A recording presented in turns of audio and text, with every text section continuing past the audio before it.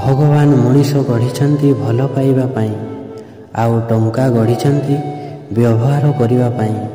କିନ୍ତୁ ଆଜିକାଲି ଲୋକମାନେ ଭଲ ପାଉଛନ୍ତି ଟଙ୍କାକୁ ଆଉ ବ୍ୟବହାର କରୁଛନ୍ତି ମଣିଷକୁ।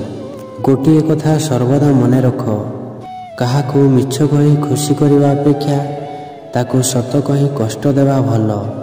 ହୁଏତ ସେ କଷ୍ଟ ପାଇବ, କିନ୍ତୁ ତାର ବିଶ୍ୱାସ ହରେଇବ ନାହିଁ। ଯାହା ଭାବିଥିଲି ତାହା କେବେ ହେଲା ନାହିଁ, ଯାହା ଭାବିନଥିଲି ତାହା ଜୀବନରେ ଘଟୁଛି।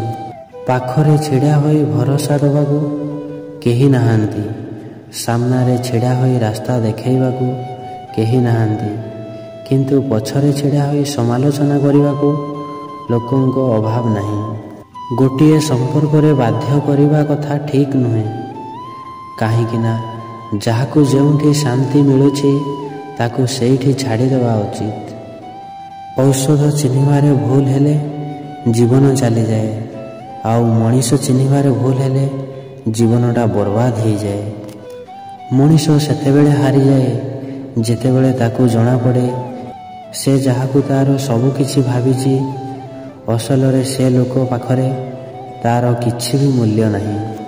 ସମୟ କାହାକୁ କେବେ କେମିତି କେଉଁ ଅବସ୍ଥାରେ ଛାଡ଼ିବ ଜଣା ନାହିଁ।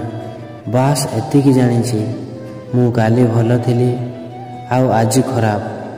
ଜଣଙ୍କ ନୁହେଁ, ସମସ୍ତଙ୍କ ସାମ୍ନାରେ। ଏ ଦୁନିଆରେ ଦୁଇ ଭଗବାନଙ୍କୁ କେବେ ବି ଭୁଲିବେନି, ଯିଏ ତୁମକୁ ଜିତାଇବା ପାଇଁ ସବୁ କିଛି ହରାଇଛି, ଆଉ ଯିଏ ତୁମ ପ୍ରତ୍ୟେକ ଦୁଃଖରେ ତୁମ ସହ ଅଛି।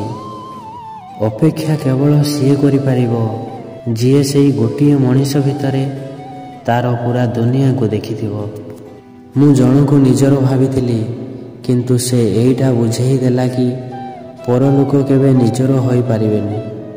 ନିଜକୁ ଏକୁଟିଆ ରଖିବାକୁ ଚେଷ୍ଟା କରୁଛି, କାରଣ ମୁଁ ବୁଝିସାରିଛି ନିଜକୁ ନିଜଠାରୁ ଅଧିକ କେହି ବି ବୁଝିପାରିବେନି।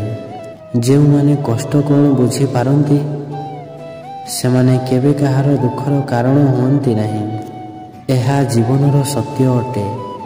ଦୁଃଖପୂର୍ଣ୍ଣ ରାତିରେ ନିଦ ଆସେ ନାହିଁ, ଖୁସିପୂର୍ଣ୍ଣ ରାତିରେ କେହି ଶୁଅନ୍ତି ନାହିଁ।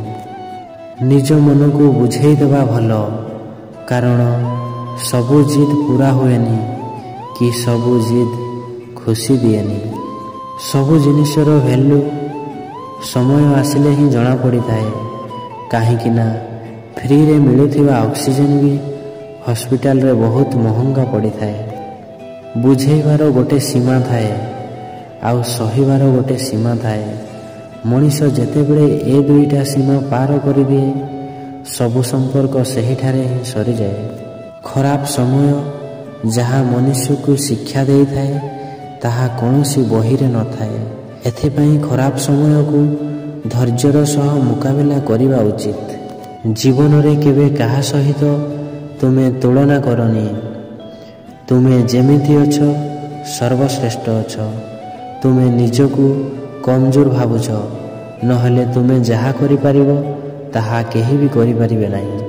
କୁହନ୍ତି କାନ୍ଦିଲେ ମନ ହାଲକା ହୁଏ, କିନ୍ତୁ ଦୁଃଖ କମେ ନାହିଁ, କାହିଁକିନା ମଣିଷ ଯେବେ ଏକୁଟିଆ ବେଳେ କାନ୍ଦେ, ପ୍ରଶ୍ନ ସେ ନିଜକୁ ନିଜେ କରିଥାଏ ଆଉ ଉତ୍ତର ବି ନିଜେ ହିଁ ଦେଇଥାଏ।